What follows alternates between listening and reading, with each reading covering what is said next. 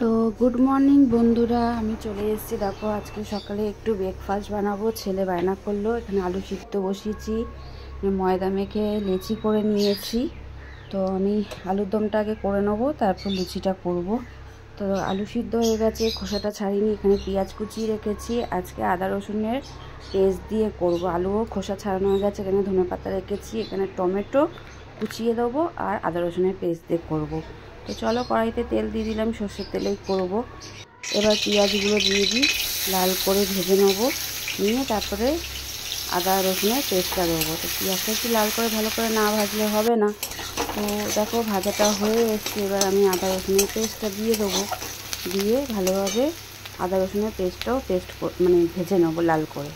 তারপরে টমেটো কুচি দেবো। তো দেখো এই যে আদা রসুনের পেস্ট দিয়ে দিলাম, বেশি না অল্প করেই দিলাম, ছেলের মতন আলুর দমটা করবো।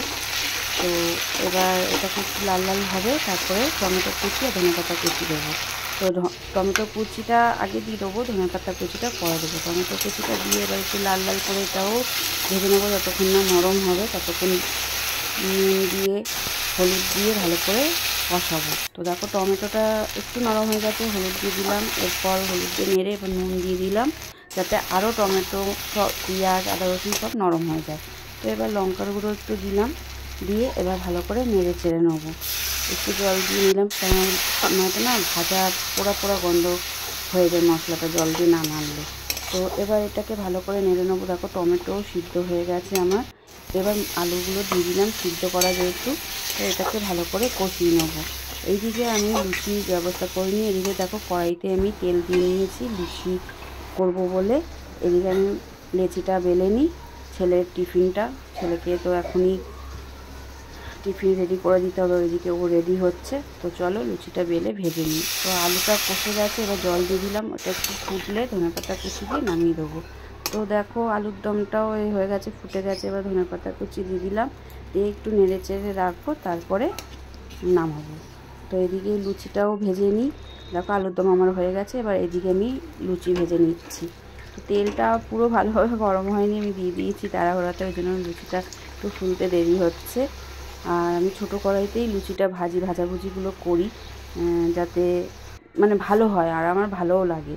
তো দেখো লুচি তুলে নিলাম, এবার ঝটাপট করছি। এদিকে ছেলেকে নিয়ে আবার বেরাতে হবে, গ্যাসটা কমিয়ে নিলাম। তো এইদিকে আমি আবার লুচি আর বাকিগুলো ভেজে নেবো। তো মোটামুটি আমার ভাজা হয়ে এসছে। দেখো ওই ছেলেকে দিয়ে আমি চলে যাবো, আবার রাত্রে সবার জন্য করবো, এখন আর সবার জন্য করবো না, এটাই লাস্ট ভেজে নিই। তো ভেজে এটা তুলে নিয়ে ছেলের টিফিনটা প্যাক করব। ছেলে মানে এই টিফিন দিচ্ছি তো স্কুলে, কিন্তু ও খেতে পারবে না। টিফিন বক্স খুললেই নাকি ভালো খাবার দিলে সবাই খেয়ে নেয় বন্ধুরা। তো এবার দেখো আমার লুচি ভাজা হয়ে গেছে, এই 4টে লুচি ভেজেছি আর এই টিফিন বক্সটার মধ্যে আলুর দম দিয়ে দিয়েছি। এবার লুচিগুলো টুকরো করে দিয়ে দেবো। তো দেখো ছেলের টিফিন রেডি, কেননা ও টুকরো না করে দিলে ও ছিঁড়ে মানে খেতে পারে না, তো সেই কারণে। তো ছেলের আজকে টিফিন আমার রেডি, এবার এটা দিয়ে ঢাকা দিয়ে দিই।